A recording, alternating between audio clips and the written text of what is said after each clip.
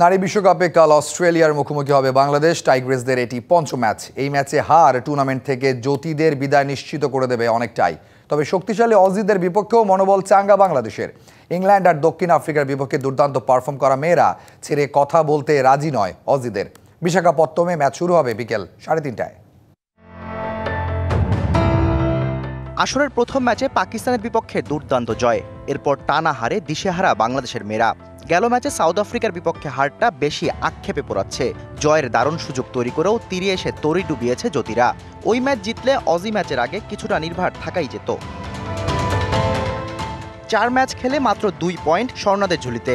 তাই অজিদের বিপক্ষে এক প্রকার মাস্ট উইন গেম, কেননা এই ম্যাচ হারলে সেমির রেস থেকে অনেকটা ছিটকেই যাবে টাইগ্রেসরা। জ্যোতিদের মূল চিন্তার বিষয় ব্যাটিং আর ফিল্ডিং ডিপার্টমেন্ট। ব্যাটিংয়ে লম্বা ইনিংস খেলতে পারলে আর ফিল্ডিংয়ে সহজ সুযোগ হাতছাড়া না করলে টুর্নামেন্টটা অন্যরকম হতে পারত বাংলাদেশের। অস্ট্রেলিয়ার মতো দলের বিপক্ষে জয় পেতে তাই শতভাগের চেয়েও বেশি এফোর্ট দিতে হবে স্বর্ণা মারুফাদের।